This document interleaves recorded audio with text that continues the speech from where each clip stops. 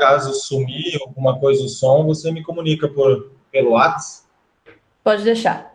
tá? Porque a gente, quando apresenta no Google Meet, a gente perde um pouco da referência do chat aí. Então, se acontecer alguma coisa, vocês me avisam, tá? Pode deixar. Então, eu vou compartilhar minha tela.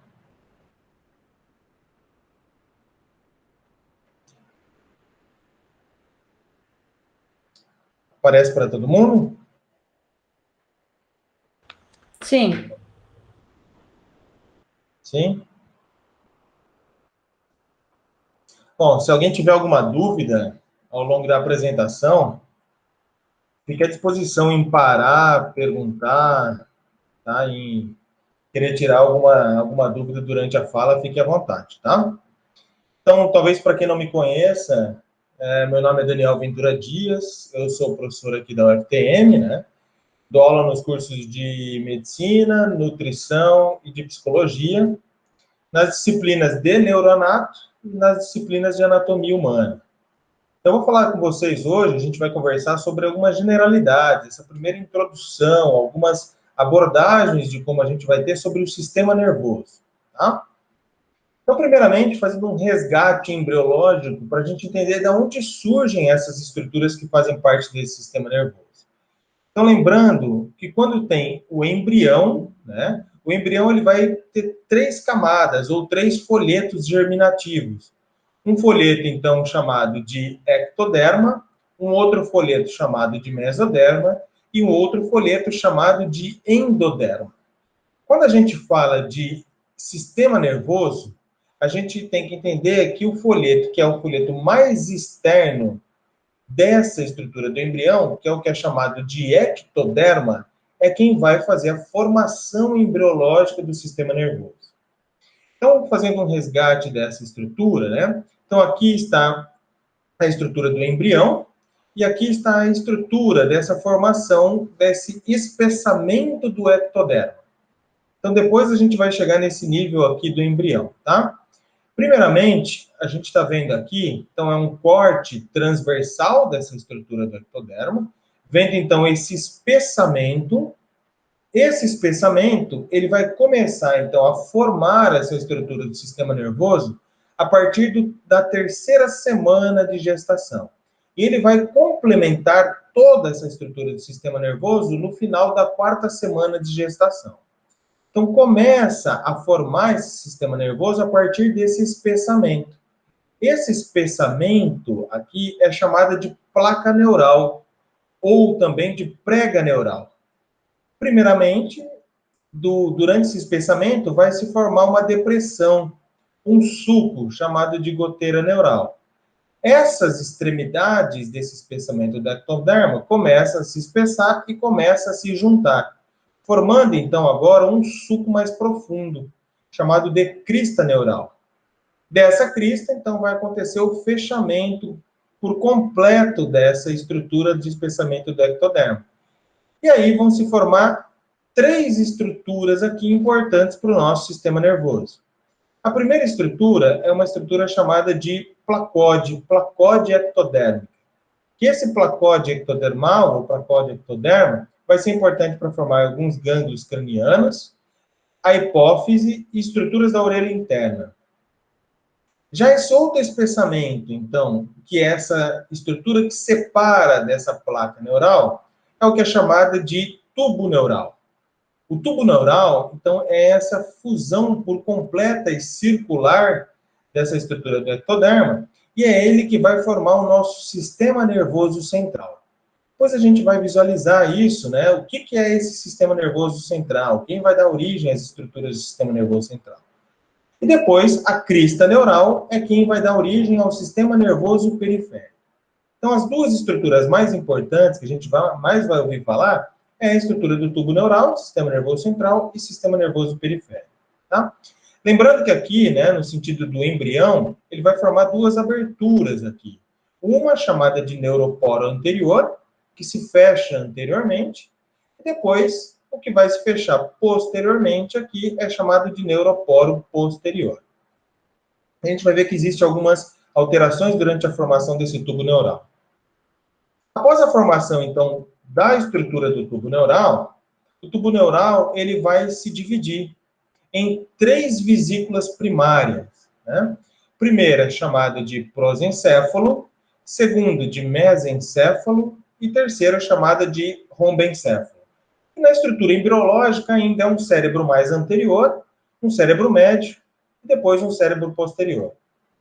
Essa estrutura que é chamada de prosencéfalo vai dar origem a uma estrutura cerebral chamada de cérebro. E aí esse cérebro que a gente conhece, né, ele é dividido em 2 outras partes. Uma chamada de telencéfalo, que é a estrutura que está mais na extremidade superior dessa formação do sistema nervoso, e outra chamada de diencéfalo. Então, são 2 componentes, então, de 2 componentes abaixo do telencéfalo. O mesencéfalo é uma estrutura que vai formar uma outra estrutura cerebral chamada de tronco encefálico. E aí esse mesencéfalo, ele não sofre subdivisões. Ele continua ao longo de toda a sua formação como mesencéfalo. O robencéfalo também se divide, né, da terceira para a quarta semana para a quinta semana, em metencéfalo ou mielencéfalo. O metencéfalo vai dar origem a uma estrutura chamada de ponte, que é também uma estrutura junto com o mesencéfalo, que faz parte do tronco encefálico, e vai dar uma outra estrutura cerebral chamada de cerebelo. O mielencéfalo vai dar origem à última estrutura do tronco encefálico, que é chamada de bulbo. Aqui está com uma determinação anatômica mais antiga, mas também vocês podem encontrar isso na literatura como medula oblongata ou medula oblonga. Então, é o que hoje se refere ao chamado de bulbo. Então, 3 estruturas vão formar o que é chamado de tronco cefálico: mesencéfalo, ponte e bulbo, né? E elas estão nessa disposição. Então, mais cranial mesencéfalo, ao meio ponte e bulbo depois inferiormente. Então, a gente visualizou que o tubo neural aqui, ele sofreu dilatações. E a partir dessas dilatações, então, que a gente está visualizando aqui numa vista lateral, a partir dessas dilatações, vão então ter o desenvolvimento dessas estruturas cerebrais e a formação dessas estruturas cerebrais. Ao longo do seu desenvolvimento, seja ele no processo de formação ou do fechamento aqui do neuroporo anterior e do neuroporo posterior, pode acontecer que tenha defeitos congênitos e malformações nessas regiões. E aí eu vou falar somente alguma dessas estruturas, né? Uma delas, então, uma falha no fechamento do neuroporo anterior é chamada de anencefalia. Quando não tem a formação da estrutura do sistema nervoso e também não tem a formação da cavidade craniana. Então, é uma anencefalia.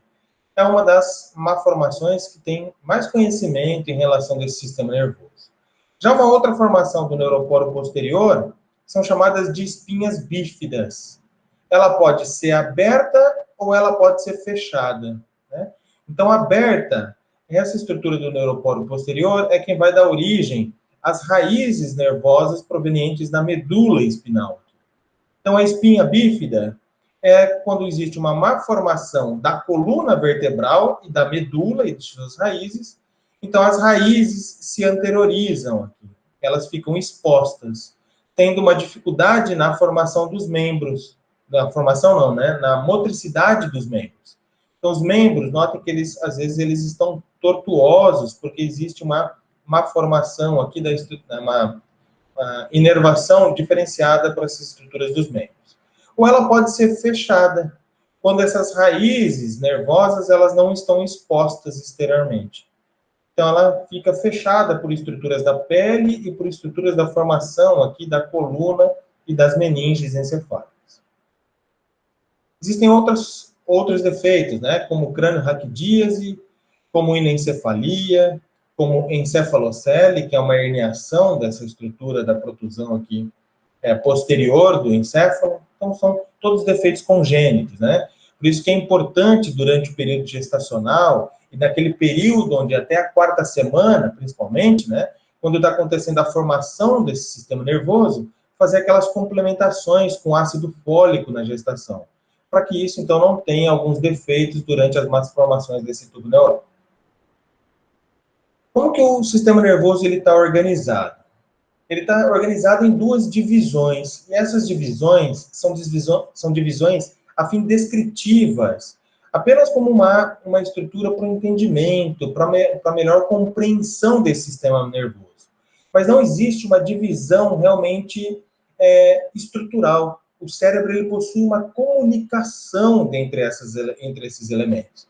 Então, essa divisão é apenas uma divisão descritiva, tá? Entre as partes. Mas existem comunicações entre todas essas partes. Existe uma divisão anatômica, que é uma divisão quanto ao órgão, à estrutura desse órgão. Existe uma divisão funcional. Então, primeiramente, a gente vai estar falando da divisão anatômica, né? E aí, o sistema nervoso ele é dividido em duas partes. Uma chamada de sistema nervoso central e outra chamada de sistema nervoso periférico. Então, só por essa nomenclatura, a gente já entende que o sistema nervoso central é aquele que faz parte de um neuroeixo central. Aquele que está no eixo principal do nosso corpo, no eixo mediano do nosso corpo. E ele está protegido por estruturas ósseas. Então, eu tenho aqui, mais superiormente, o encéfalo, que ele está protegido pelo crânio. Então, ele está dentro da cavidade craniana. E eu tenho aqui a medula espinal, que está protegida pelo canal vertebral. Então, hoje, a gente fala realmente como medula espinal, tá? Não como espinhal, que era o nome mais antigo. Então, está protegido por essas estruturas ósseas. O encéfalo ainda, que é essa estrutura que está dentro da cavidade craniana, ele é subdividido. Então, primeiramente, aí eu vou demonstrar depois em figura cada uma dessas estruturas, tá? Primeiramente, ele é dividido em cérebro. Então, normalmente, a gente tem um erro de falar que quem está dentro de cavidade craniana é somente cérebro. Né? E isso não é o correto. Quem está dentro de cavidade craniana aqui é encéfalo. Por isso que algumas terminologias acompanham isso, né? Por exemplo, acidente vascular cerebral. Será que está cometendo só o cérebro ou está cometendo o encéfalo, né? Então, depende do caso, ele pode estar cometendo o encéfalo. Então, é mais comum se denominar como acidente vascular encefálico, está cometendo o encéfalo. As artérias que estão vascularizando o encéfalo de uma maneira como um todo. Esse cérebro, ele é subdividido ainda em o que é telencéfalo e o que é diencéfalo. Tronco encefálico é uma estrutura que está comunicando o cérebro, cerebelo, à estrutura da medula espinal. Então, ele comunica superiormente ao cérebro, inferiormente à medula espinal e posteriormente ao cerebelo. Então, é uma estrutura de comunicação entre essas áreas. Por isso, ela é chamada de tronco encefálico. Antigamente, também chamado de tronco cerebral. Então, ele tem uma parte que é mais superior, chamada de mesencéfalo, uma parte média, ponte, e uma parte inferior, chamada de bulbo, ou medula oblongata. E ainda, parte do encéfalo, está o cerebelo. Já o sistema nervoso periférico, como o nome já diz, ele está na periferia, está ao redor daquilo que está no centro.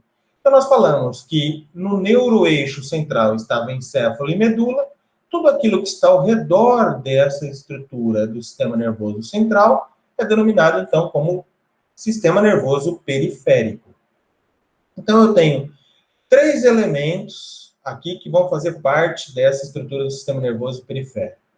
Então, primeiro, nervos. Então, eu tenho nervos denominados de cranianos, que são aqueles nervos que estão em comunicação da periferia para o centro, mas estão conectados ao encéfalo. Na sua maior parte, né, ao tronco encefálico, mas comunicando ao todo ao encéfalo.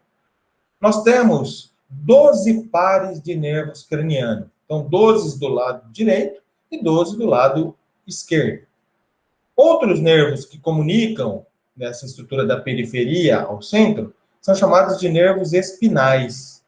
Então, são aqueles nervos que estão conectados com a medula espinal. Então, eu tenho um nervo conectando da periferia para a medula e da periferia para o encéfalo. Diferentemente dos cranianos, os espinais aqui, eles são em número de 31 pares de nervos espinais. E existe uma diferença em função aqui deles, que a gente vai visualizar depois. Mas os nervos cranianos são considerados de mistos, eles passam aferência, eferência. Já os nervos espinais, né? Então, eles são sensitivos e motores, aqui os cranianos. Os cranianos, eles podem ser sensitivos, eles podem ser motores, ou podem ser mistos, né? Uma mistura de sensitivo e motor. Já os nervos espinais, todos são mistos. Então, eu tenho 31 pares de nervos espinais, passando por ele aferências, né? Então, sensibilidade, e eferências, motricidades. Uma outra estrutura que faz parte do sistema nervoso periférico são denominados de gânglios. Eu vou explicar isso aqui, né, o que se forma. Nós temos gânglios espinais, junto aos nervos espinais, e nós temos gânglios motores simpáticos, junto a uma outra estrutura que está aqui, que a gente já vai falar, que é o sistema nervoso autônomo. Então, existem alguns gânglios motores simpáticos. E, por último, as terminações nervosas. São aquelas estruturas que são as primeiras estruturas que vão estar captando as aferências e vão estar levando essa informação em direção ao sistema nervoso central. Uma outra estrutura que faz parte do sistema nervoso periférico, mas que também é denominado isolado, né? Isso é chamado de sistema nervoso autônomo. Ele recebe essa denominação, né, porque ele tem uma ação sobre o seu próprio sistema nervoso, né? Ele tem uma ação própria. Na verdade, essa nomenclatura ela não é completamente correta, porque ele não tem um sistema próprio, ele não é autônomo em si. Ele depende de uma outra estrutura que faz parte aqui do diencéfalo, chamada de hipotálamo. Mas ele recebe essa sua denominação, né? Sistema nervoso autônomo. Ou também, em alguns livros, vocês vão encontrar isso também como sistema nervoso visceral. Então, ele está muito relacionado às vísceras do corpo. E ele é subdividido em uma parte simpática e uma parte parasimpática. Então, vamos ver um pouquinho de cada um desses elementos, né? Então, começando aqui, nas estruturas do sistema nervoso central, como nós falamos, encéfalo, medula e espinal. O encéfalo ainda fazem parte cérebro, tronco encefálico e cerebelo. Está aqui, né? Então, em rosa, o cérebro, em laranja, o tronco encefálico, conectando o cérebro à medula espinal, e posteriormente ao tronco encefálico está cerebelo. Então, primeiramente, o cérebro, né? O cérebro, nós falamos que fazem parte duas estruturas. Uma chamada de telencéfalo e outra chamada de diencéfalo. Então, aqui estão coloridas essas estruturas. O telencéfalo é essa estrutura que é toda novelada. Então, o que acontece, né? O cérebro ele precisa aumentar sua área de superfície. Só que ele precisa ocupar um espaço aqui, que é o espaço dentro da cavidade craniana.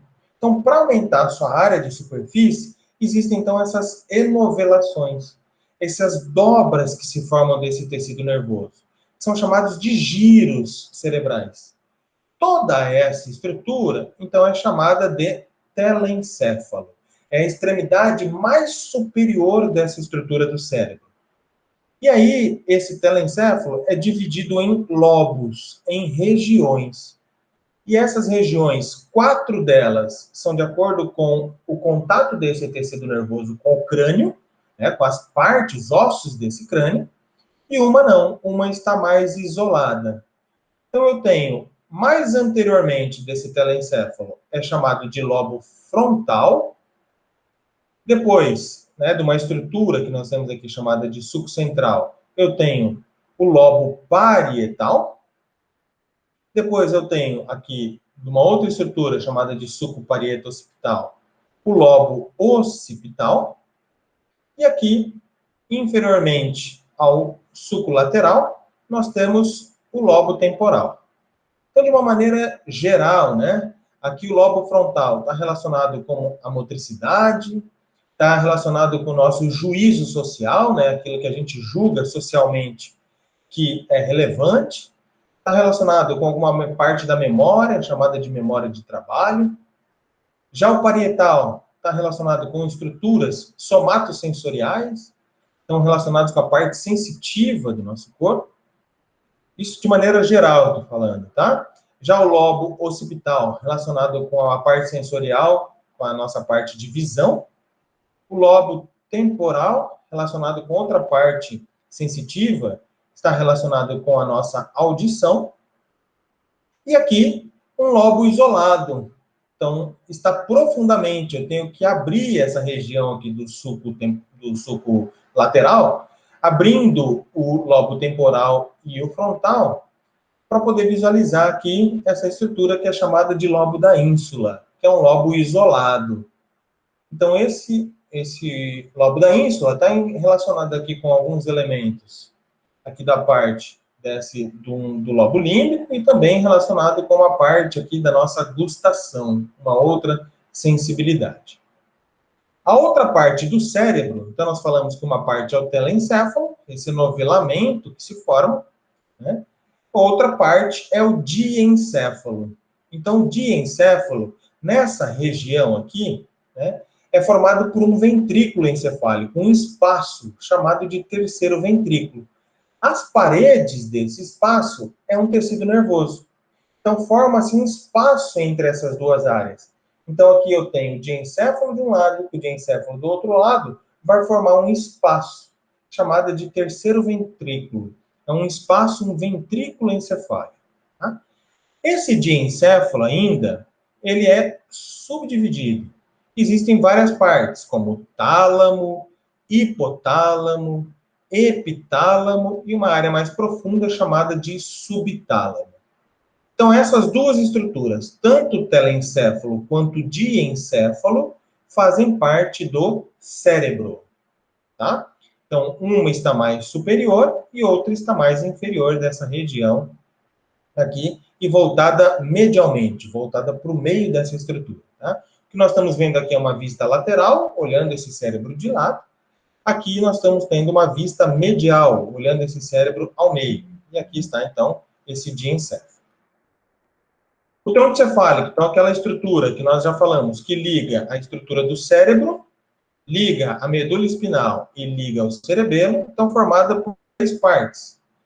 Cranialmente, aqui em contato direto com as estruturas do diencéfalo, né? Com a estrutura aqui do diencéfalo, que é essa estrutura em verde destacada, denominada de mesencéfalo. Então, é a estrutura mais cranial, está mais superior dessa região do tronco cefálico. Essa região média é denominada de ponte. Então, é essa estrutura que está aqui identificada em verde, ponte. E, por último, aquela que vai estar em contato aqui inferiormente com a medula espinal é denominada de bulbo. Tá? Então, o limite aqui desse tronco cefálico com a medula, não existe um limite físico. A gente vai visualizar que aqui, no cérebro, no crânio, perdão, existe um orifício, né? Chamado de forame magno. Esse orifício é o que separa aqui, ó, que estaria em azul superiormente o tronco cefálico e inferiormente aqui estaria a medula espinal. Claro que essa estrutura aqui, ela está elevada, né? Então, essa estrutura em azul aqui terminaria ao nível do forame magno. Então, esse orifício do crânio está separando o tronco cefálico superiormente para a medula espinal inferiormente. Importante destacar aqui nesse tronco cefálico, nós comentamos que no sistema nervoso periférico existem os nervos cranianos. Dos 12 pares de nervo craniano, 10 fazem conexão aqui, são esses elementos que estão aqui, fazem conexão com o tronco cefálico. Então, do terceiro até o 12º par de nervo craniano, se comunicam, se conectam aqui ao tronco encefálico. Então, uma estrutura importante de comunicação aqui da periferia com o centro. Tá? E vale relembrar que também essa estrutura do bulbo, ele é um importante centro cardiorrespiratório. Então, um importante centro de coordenações, né, para a estrutura cardíacas e também para as estruturas respiratórias. A última estrutura, então, aqui, que fazem parte desse encéfalo, é o cerebelo. Então, ele está localizado aqui numa depressão do crânio, chamada de fossa cerebelar. Ele é o que está mais posterior dessa região aqui do crânio. E ele tem comunicação aqui superiormente, né, com as estruturas cerebrais, através do mesencéfalo, tem comunicação com a ponte e tem comunicação com o bulbo.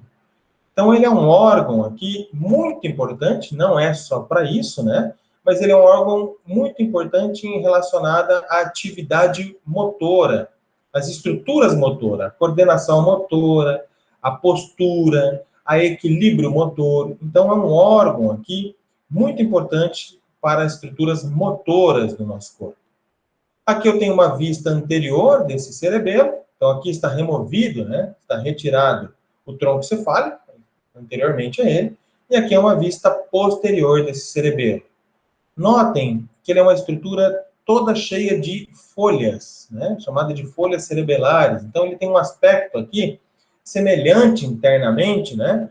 Como uma estrutura de uma árvore. Ele tem como se fosse um tronco central e várias estruturas foliares junto a ele. Então, isso, ele também é chamado, né, vulgarmente, de árvore da vida. Então, é o cerebelo. Ele tem grande parte dos neurônios que nós temos no sistema nervoso, grande parte estão no cerebelo. Por isso que ele é denominado disso como um pequeno cérebro. Então, tem grande parte dos neurônios do nosso sistema nervoso central. Um outro elemento do sistema nervoso central, a medula espinal. Existe uma diferenciação durante o processo embriológico da medula, né? Então, durante o processo de formação aqui entre a medula e a coluna vertebral, embriologicamente, eles crescem no mesmo plano. Então, a medula acompanha até o final da coluna vertebral no processo embriológico. Ao nascimento, existe uma regressão dessa medula. Então, a coluna vai crescendo mais do que a medula. E a medula vai terminar aqui na altura da terceira vértebra lombar. Diferentemente do adulto, que no adulto isso vai estar localizado entre L1 e L2. Na altura aqui de uma região, que é esse afunilamento, né? Isso, desde o nascimento, a medula se afunila, é o que vai se chamar de cone medular. Então, o cone medular é o final da medula. Nós vimos que a medula começa lá a nível do forame magno, né, quando a gente descreveu ali do tronco cefálico. Ela vai começar ao nível do forame magno, onde estão saindo as primeiras raízes nervosas, e vai terminar no adulto em L1 e L2, entre L1 e L2, no cone medular. Então, notem nessa figura aqui, ó, que numa criança, né, a medula ela está mais baixa, então atingindo até o nível de L3. Já no adulto, ela atinge, então, esse nível entre L1 e L2. Depois, o que continua aqui nas estruturas, né, posteriormente a L1 e L2? Apenas filamentos nervosos e filamentos de tecido conjuntivo que vão prender essa medula. Então, a medula aqui, ela vai ser inserida na região aqui do sacro do cóccix por um filamento. Então, a medula termina no cone medular e depois continua um filamento. E esse filamento chamado de filamento terminal. É ele que vai prender essa medula lá na região do sacro. Existem aqui as raízes nervosas que se conectam a essa medula. Então, inferiormente a L1 e L2, também possui as raízes nervosas, que se assemelham aqui a uma cauda de um cavalo. Então, ela recebe essa denominação de cauda equina, como a cauda de um cavalo. Lembrando que a medula, ela está localizada dentro da coluna vertebral, né? Num espaço aqui chamado de forame vertebral. Quando se une todas as vértebras, esse espaço aqui, então, recebe o nome de canal vertebral. Então, a gente fala que a medula espinal está localizada dentro do canal vertebral. Então, dois elementos ósseos estão protegendo essa estrutura do sistema nervoso central? O crânio, aqui protegendo, então, o encéfalo, e a coluna vertebral, protegendo, então, a medula espinal. Aqui apenas descrevendo a morfologia dessa medula, né? Conectando a medula, nós vimos que temos os nervos espinais. Então, os nervos espinais chegam e atravessam aqui orifícios na região da medula, chamada de forame intervertebral. Eles atravessam e se dividem em raízes, né? Raízes anteriores e raízes posteriores. E essas estruturas, então, são denominadas de radículas. A gente vai falar isso também depois. O que passa aqui nessa raiz anterior e o que passa nessa raiz posterior da medula. Das raízes posteriores que vão se formar o nervo, né? Que se conectam na medula. Notem que aqui na raiz posterior existe um aglomerado. Essa estrutura, então, é chamada de gânglio, que a gente vai mencionar ali no sistema nervoso periférico. Agora, o sistema nervoso periférico. Então, começando com os nervos cranianos, que são aqueles nervos que se conectam ao encéfalo. Então, nós temos 12 pares de nervos cranianos.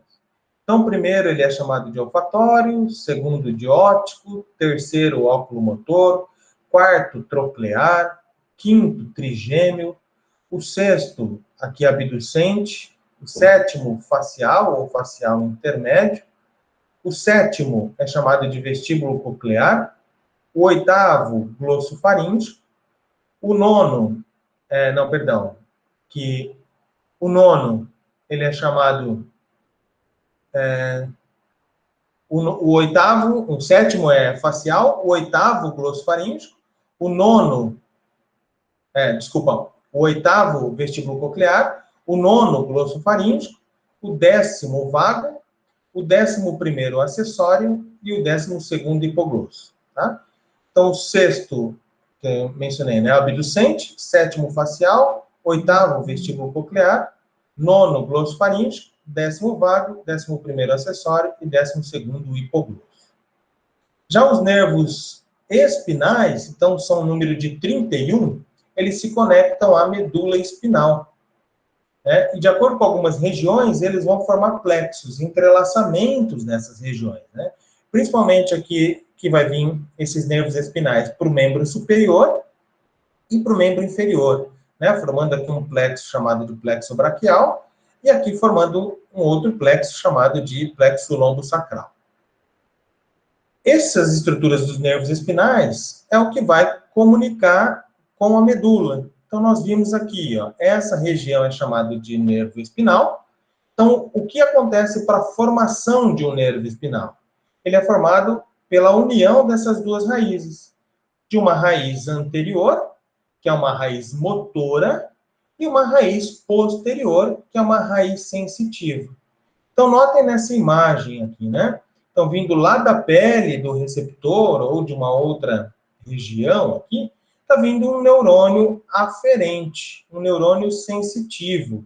Então, ele vai se unir ao neurônio motor, formando um nervo espinal. Só que note a diferença, né? O neurônio sensitivo, que é o neurônio aferente, ele está indo em direção posterior. Então, ele trafega aqui pelo nervo espinal e se conecta posteriormente à medula. Já o neurônio motor sai pela medula anteriormente, então vindo pela raiz anterior, se fundindo ao neurônio aqui, passando junto, né? Na verdade, não se fundindo, passando junto ao neurônio sensitivo, formando um nervo aqui espinal. E esse nervo, então, a parte motora está vindo para músculo ou para as estruturas de glândula, né? Então, esses elementos aqui, então, o neurônio sensitivo está passando posterior, o neurônio motor passando anteriormente. Então, eles passam posteriormente na medula, sensitivo, passando anteriormente aqui para a medula, motor, tá? Então, um nervo espinal, ele é misto por causa disso, porque ele está vindo da união de um neurônio sensitivo com um neurônio motor. Já os nervos cranianos, eles podem ser somente aferente, né? Somente aqui sensitivo, como um neurônio aqui, um nervo olfatório.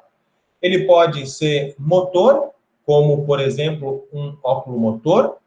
Então, ele só está levando sensibilidade para só motricidade, não sensibilidade. E quando ele é misto, por exemplo, como o nervo aqui trigêmeo, ele está levando tanto sensibilidade quanto motricidade. Então, ele pode ser só sensitivo, pode ser só motor, ou pode ser sensitivo e motor, então chamado de misto. Já os gânglios, né? Então, qual é a denominação de gânglio? A gente sempre fala gânglio quando é um aglomerado de corpos de neurônio que está fora do sistema nervoso central. Todo aglomerado, então, de corpos de neurônio, só vou adiantar isso para demonstrar, existe aqui no neurônio, isso é o corpo do neurônio. Então, essa estrutura do corpo do neurônio é quem vai se aglomerar nessa região.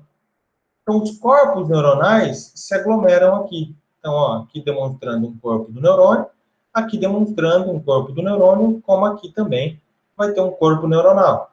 Então, todo aglomerado de corpos de neurônio fora do sistema nervoso central recebe o nome de gânglio. Quando isso acontece, né, dentro do sistema nervoso central, isso é chamado de núcleos. Então, aqui do sistema nervoso periférico, eu tenho gânglios. Isso pode acontecer em dois locais. Eu posso estar acontecendo aqui um gânglio espinal, ou também chamado de gânglio sensitivo, lá próximo à medula. E eu posso ter um gânglio aqui, ó, que é da cadeia simpática paravertebral. Então, lá no sistema nervoso autônomo, nós vemos que temos simpático e parasimpático. O simpático podem formar esses aglomerados aqui. Então, chamada de cadeia aqui simpática paravertebral. Essa cadeia possui gânglios autonômicos. Então, são dois lugares onde pode ter essa aglomeração de corpos de neurônio. E uma outra estrutura do sistema nervoso periférico são chamadas de terminações nervosas. São aquelas estruturas que vão estar captando a informação. Então, elas estão lá na região da parede do meu corpo, lá na região da pele, lá nas estruturas da parede. Então, eu tenho diversos tipos de terminações nervosas. Isso pode estar lá na parede, na somática, ou pode também estar lá na víscera, né? Então, eu posso ter terminações nervosas livres, que vão levar a condições de dor, de calor, de frio, né, de temperatura. Posso ter terminações lá nos pelos, né? Então, para identificação das terminações dos eretores do pelo, que vão determinar o tato nessa região do pelo. Eu tenho aqui para identificação de tato leve, de tato forte, de pressão. Então, são estruturas que vão determinar as recepções das informações, tanto na parede do meu corpo, quanto nas estruturas viscerais. Então, por exemplo, uma dor de uma víscera, né? Uma dor visceral pode estar trafegando aqui por terminações nervosas livres. Ou uma dor na parede. Se eu, por acaso, me alfinetar com uma agulha, essa terminação nervosa é quem vai captar esse estímulo, né, na parede do meu corpo. Depois disso, vai ser trafegado, então, para os nervos. Então, a terminação nervosa é esse primeiro local de captação desse estímulo, seja somático ou visceral, ou da parede ou da víscera. E agora, então, temos uma outra organização chamada de divisão funcional. Então, a divisão funcional é o que de estímulo essa estrutura vai conduzir. E aí ele pode levar dois tipos de informação. Ou ele leva uma informação sensitiva, uma informação sensorial, ou também chamada de uma informação aferente, porque ela trafega da periferia para o sistema nervoso central. Então, é também chamada de uma informação aferente. Ou esse sistema nervoso pode conduzir uma informação motora, ou também chamada de eferente, quando ela conduz do sistema nervoso central para a periferia, para o resto do corpo. E essas informações ainda podem ser somáticas ou viscerais. Sempre quando a gente ouvir falar somática, né, está relacionada à parede do meu corpo. E aí que a gente fala de parede, né? Então, é pele, tela subcutânea, fáscia, músculos e ossos. Então, é uma estrutura de sensibilidade, quando ela é somática, ela é consciente. Já uma informação, quando ela é denominada de visceral, ela está proveniente das vísceras. Então, ela é uma informação inconsciente. Consciente é somática, inconsciente é visceral, tá? Então, essas estruturas, elas podem ser sensitiva somática, quando está vindo uma sensibilidade da parede do meu corpo, então da pele, de faces, articulações, músculos, ou de órgãos especiais, né, como visão, audição, ou ela vem uma sensibilidade visceral, quando ela traz uma informação de uma víscera. Então, pode ser, por exemplo, uma dor visceral, pode ser uma informação relativa à pressão arterial, pode ser aqui a quantidade, então, por exemplo, de pressão sobre esse vaso, pode ser uma informação quanto à quantidade de glicose que está passando nessa parede do vaso. Então, é uma informação dessa víscera, de uma distensão de uma víscera abdominal, por exemplo. É uma informação visceral, sensitiva visceral. Já uma informação motora, ela também pode ser ou somática, quando está vindo para a parede, e aí ela vai inervar os músculos estriados esqueléticos, então aqueles músculos que estão presos a uma parte do esqueleto, ou ela pode vir como uma atividade motora visceral. E aí a gente chama isso de visceral como aquela parte autônoma, né? Aquela estrutura que vai vir, então, para uma parte simpática ou parasimpática. Então, lembrando, ela é involuntária e ela vai vir para inervar os músculos cardíacos, os músculos lisos e também as glândulas. Então, por exemplo, né, aqui vindo da parede, então somática, vindo da parede, né, ou aqui uma aferência, né, uma sensibilidade somática, ou aqui uma eferência, né, uma motricidade somática. Aqui pode estar vindo uma aferência das vísceras, então uma sensibilidade visceral, ou pode estar vindo do centro para a periferia uma motricidade autonômica, né? Então, lembrando aqui da parte autonômica, fazendo um breve relato dessa região, então eu tenho a parte simpática e parasimpática. Então, elas existem várias diferenças, tá? A primeira diferença entre elas é a posição que os neurônios ocupam. Então, os neurônios da parte simpática, elas estão conectadas na região da medula, entre a região tóraco-lombar. Então, mais ao meio dessa região da medula. Já o parasimpático, ele é chamado de crânio caudal. Então, se liga lá desde as estruturas do tronco encefálico até a porção inferior da medula, então chamada de crânio caudal. Existem diferenças também quanto ao neurotransmissor, que ele vai aqui liberar entre as sinapses, né? Principalmente na região ali de comunicação com o gânglio, né? Então, eu tenho a comunicação com o gânglio e depois com a comunicação posterior, nessa ao gânglio. Então, eu tenho aqui um neurotransmissor que é aqui a parte da adrenalina sendo liberado aqui na parte simpática. Já na parte parasimpática, o neurotransmissor que vai ser liberado aqui é a acetilcolina. E essas estruturas também têm diferença quanto ao tamanho da fibra. Um neurônio simpático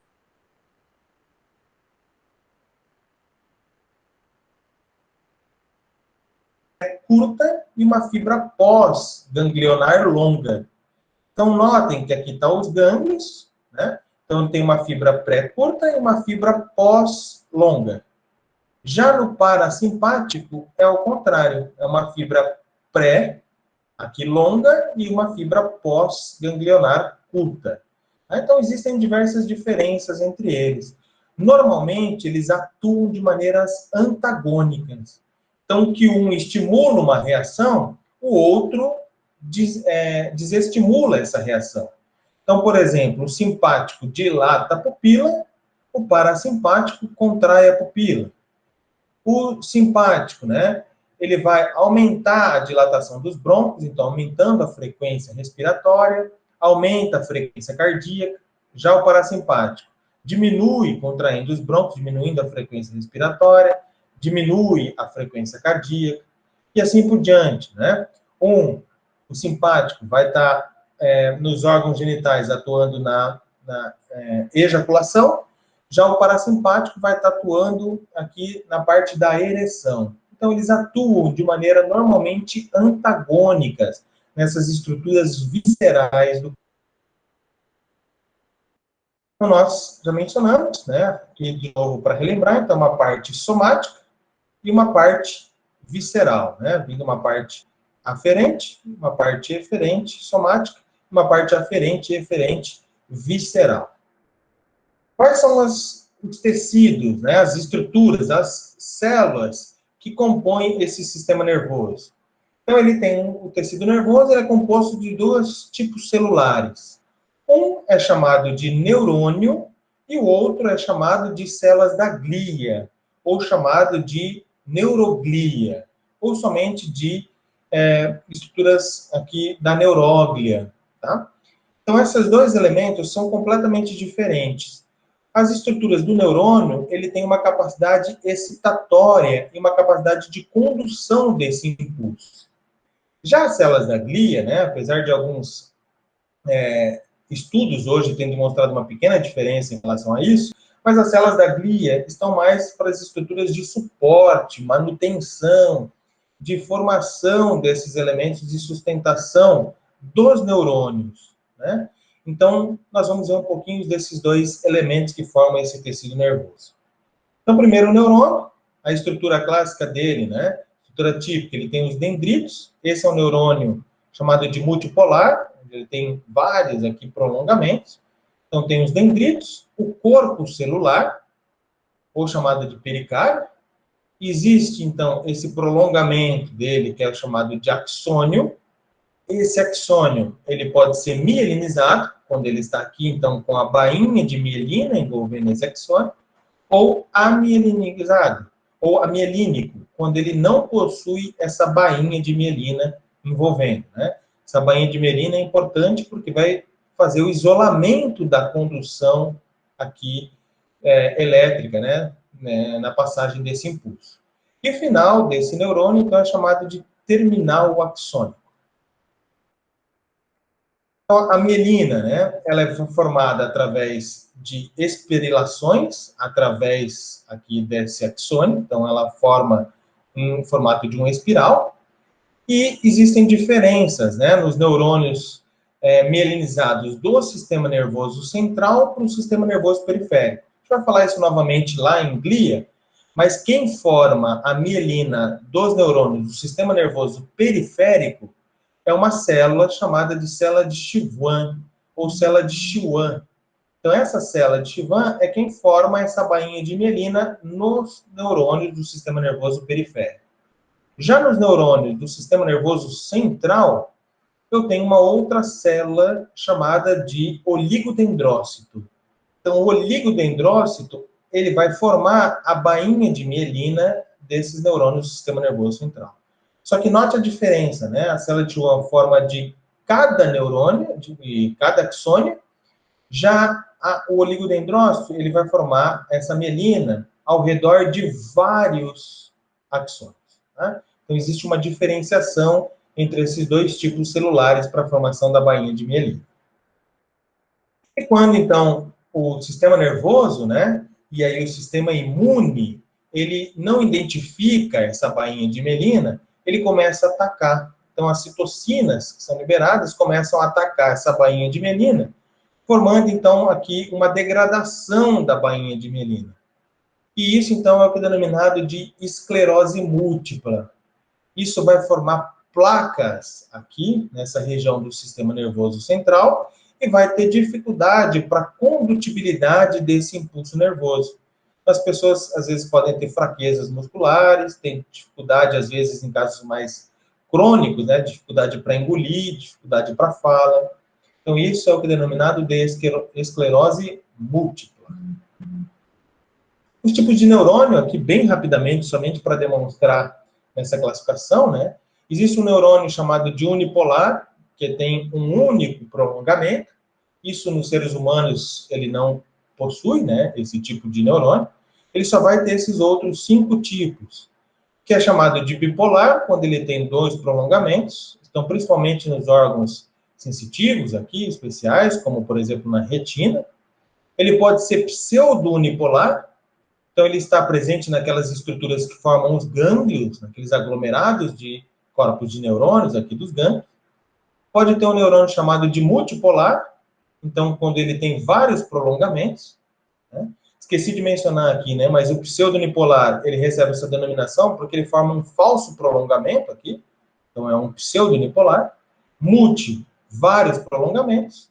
Existem outros 2 tipos, né? Tipo de neurônio piramidal, quando ele tem o formato desse corpo celular piramidal, e que está lá no hipocampo, e tem um outro tipo que é formando parecido como uma ramificação aqui dendrítica, né? Como uma árvore, então formando o que é chamado desses neurônios de células de Purkinje, ou neurônios de Purkinje, que são neurônios que estão lá na estrutura do cerebelo.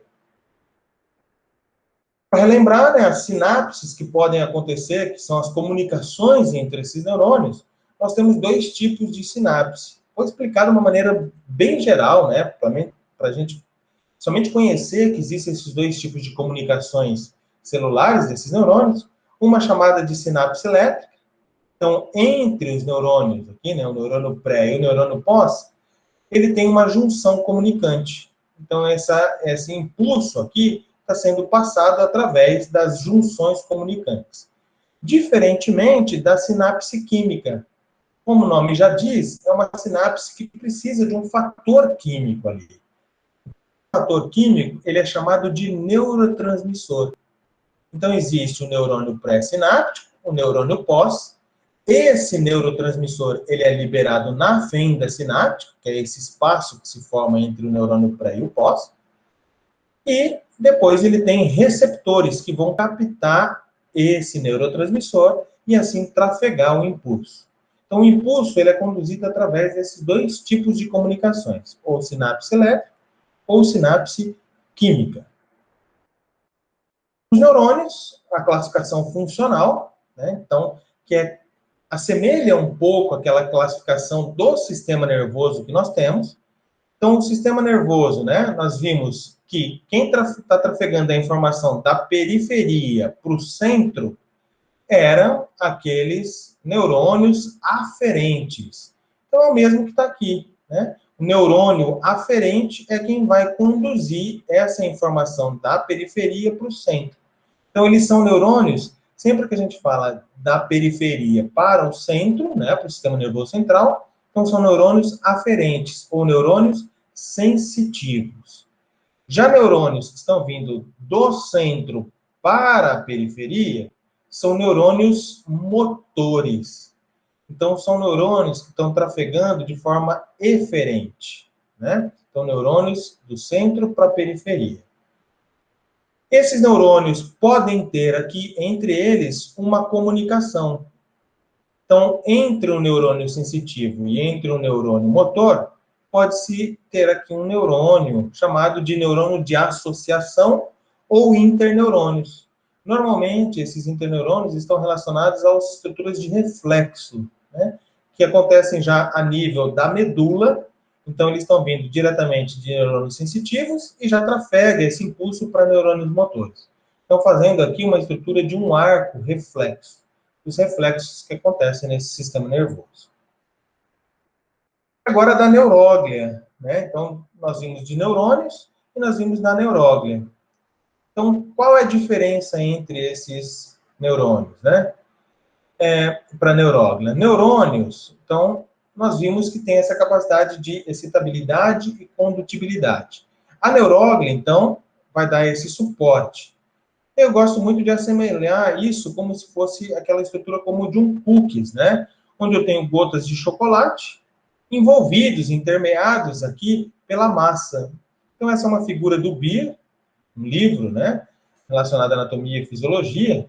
Então, é um livro aqui que traz essa figura representando as gotas de chocolate como se fossem os neurônios e essa massa intermeada, então, que vai dar essa liga, que vai dar sustentação e que vai dar esse suporte para essas gotas de chocolate, representando aqui como se fossem as neuróglias, tá? Então, essa neuróglia vai ser importante para essa sustentação neuronal, manutenção neuronal, estrutura, então, que vão se ligar a esses neurônios. Vamos ver cada uma dessas células que possuem, tá? Então, primeiramente, as neuróglias, existe uma separação. As neuróglias, né, que fazem parte do sistema nervoso central e as neuróglias que fazem parte do sistema nervoso periférico. Então, as neuróglias do sistema nervoso central. O primeiro é chamado de astrócito. Então, como o nome já diz, astro vem de sol, cito, célula. É uma célula que tem um formato parecido com uma estrutura de uma estrela, de um sol, né? Ele pode ser protoplasmático ou um astrócito fibroso. Para que serve esse astrócito, né? Então, ele tem várias funções. Então, ele tem uma função é ele que vai sustentar. Então, aqui eu tenho um elemento, então, ele que vai dar suporte, sustentação para esse neurônio. Outra função, né? Nós vimos lá nas sinapses que podem ter ali neurotransmissores sendo liberados na fenda sináptica. Então, para que esses neurotransmissores não se difundam para o meio, eu tenho astrócitos ali fazendo o isolamento dessa fenda sináptica. Então, uma outra função que esses astrócitos podem ter. Durante o processo de desenvolvimento desse sistema nervoso, os astrócitos também, é ele que vai direcionar os neurônios em direção ao seu órgão-alvo.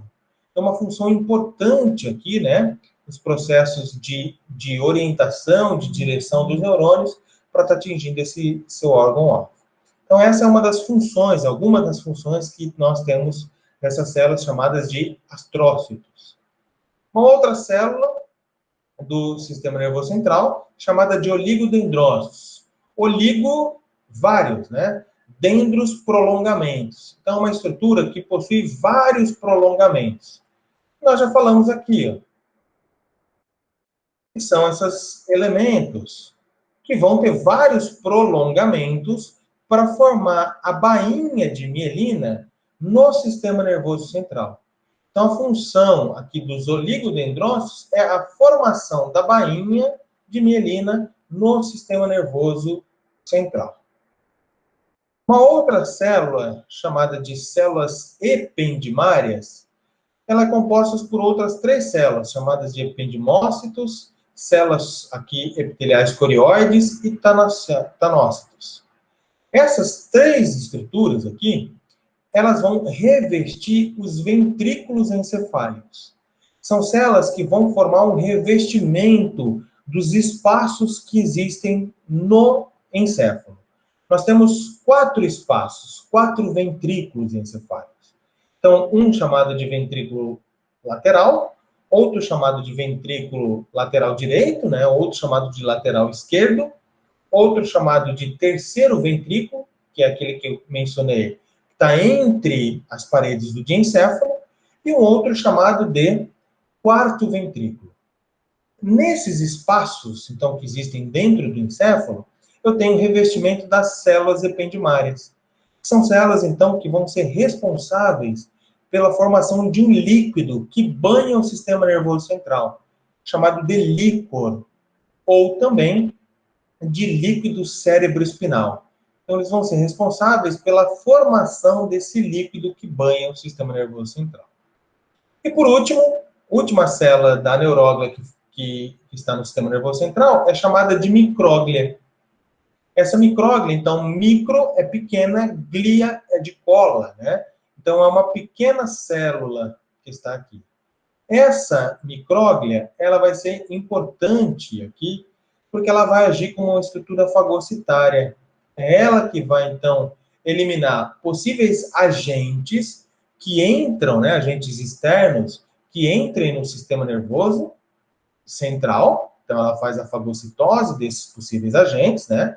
Então, o sistema nervoso, ele é protegido, existe uma barreira aqui que vai proteger ele, existe várias, né? Mas a mais importante que tem é chamada de barreira hematoencefálica, então ela protege com que micro-organismos entrem nesse tecido nervoso, mas quando possivelmente atravessar, a micróglia também faz fagocitose desses agentes. E outra função que ela tem é fazer fagocitose de possíveis tecidos nervosos aqui danificados. Então, quando tem um dano no sistema nervoso aqui, a micróglia, então, fagocita esse tecido nervoso danificado. Já as células da glia, que no sistema nervoso periférico, tem outras duas possíveis células, né? Uma chamada de célula satélite, são células que se localizam ao redor do corpo celular e elas fazem o controle do balanço eletrolítico na estrutura do corpo celular. Então, lembrando aquele corpo celular, aquela estrutura do neurônio, né? Então, ele está no sistema nervoso periférico. E outras chamadas de células de Schwann ou células de Schwann. São aquelas que a gente mencionou também aqui, como na parte mielinizada, são as que vão formar a bainha de mielina no sistema nervoso periférico. Então, a única diferença entre eles, os oligodendrócitos são do sistema nervoso central, e vai formar a bainha de mielina de vários axônios, já a célula de Schwann vai formar a mielina apenas de um neurônio, tá? De um axônio desse neurônio. Apenas para que vocês conheçam essas estruturas, né? Então, aqui está demonstrando os astrócitos protoplasmáticos e aqui os astrócitos fibrosos. Uma outra função importante, né, que esse astrócito vai possuir é que ele possui pequenos pés, chamados de pés vasculares ou perivasculares. Estão ao redor dos vasos sanguíneos aqui no encéfalo. E ele vai ser importante para formar aquela barreira hematoencefálica que eu mencionei. Então, é uma barreira que protege, né, a estrutura entre o tecido nervoso e o sangue para que substâncias que estão no sangue aqui não lesem esse tecido nervoso, não entrem facilmente nesse tecido nervoso. Aqui uma micróglia, aqui um oligodendrócito, né, aqui demonstrando o espaço, que é o terceiro ventrículo, o espaço encefálico, e as células ependimárias, os tanócitos, aqui, revestindo, então, essas estruturas dos ventrículos encefálicos para a produção desse líquor, tá? Lembrando que essas células ependimárias, elas vão se fundir aqui junto com as vasos sanguíneos e estrutura de pia mater, que é uma membrana que reveste o sistema nervoso central, para formar uma estrutura chamada de plexo corioide. É essa estrutura do plexo corioide, né, da junção desses elementos, que vai produzir o líquor, ou líquido cerebroespinal, esse líquido que banha, então, o sistema nervoso central. E aqui demonstrando as duas células que estão da neurólia do sistema nervoso periférico. As células satélites, ao redor dos corpos celulares, e aqui, então, a célula de Schwann, então, demonstrando, então, para a formação dessa bainha de mielina. Uma aplicação clínica é da micróglia e o Alzheimer, né? Então, o Alzheimer é uma estrutura que é uma doença, né? Que vai causando uma degeneração cerebral e vai tendo, então, esse processo que vai danificando esses tecidos e as micróglias, então, vão removendo esse tecido nervoso degenerado. Então, ao longo do tempo, a gente visualiza que um cérebro natural, né, um cérebro normal aqui, ele está no seu tamanho, né, e com o seu tecido cerebral saudável. Já com o cérebro que contém um Alzheimer, né, ele está aqui em estágio avançado, ele contém uma degeneração. Então, causa uma degeneração desse tecido cerebral. Então, causando uma atrofia neuronal, né? Então, os neurônios, eles vão morrendo, sendo degenerados ao longo do tempo. Existe, então, uma grande proliferação das micróglias nas doenças de Alzheimer. Então, justamente para tentar fazer com que tenha esse dano, né, contenção desse dano nos tecidos, fazendo a fagocitose desse tecido nervoso degenerado, né, infectado. As substâncias que possuem no sistema nervoso central, então, para que a gente possa encerrar essa parte do sistema nervoso, né, de generalidades, nós temos dois tipos de substância. Isso no sistema nervoso central, que é chamado de substância branca e o que é chamado de substância cinzenta. Então, a substância branca, ela está no sistema nervoso central dispostas de maneira diferente. Então, ela está no cérebro, ela está localizada no encéfalo, né? Aqui, de maneira geral, ela está localizada centralmente. Então, ela está centralmente e a substância cinzenta envolvendo na periferia. Isso vai acontecer tanto no cerebelo, né? Então, a gente vê substância cinzenta envolvendo por fora desse tecido nervoso, e substância branca envolvendo, então, centralmente. Diferentemente da medula espinal. Na medula espinal, a substância cinzenta está centralmente e a substância branca está perifericamente. E o que forma cada uma dessas substâncias, né? A substância branca, ela é assim denominada porque ela é composta pelos neurônios mielinizados. Então, a bainha de mielina, que é uma estrutura lipoproteica, né? Então, essa estrutura de gordura, né? Ela forma essa característica mais esbranquiçada. Então, eu tenho aqui neurônios mielinizados. Já na região da substância cinzenta, eu tenho neurônios amielínicos e também aquelas estruturas de corpos de neurônios. Então, os corpos de neurônios estão dentro aqui das estruturas também da substância cinzenta, né? Tanto na substância branca quanto na substância cinzenta, eu também tenho aquelas células da neuróglia, né? Então, eu tenho neuróglias e substância aqui dos neurônios mielinizados na substância branca, neurônio amielinizados, corpos de neurônio e neuróglia na substância cinzenta desse neurônio, tá?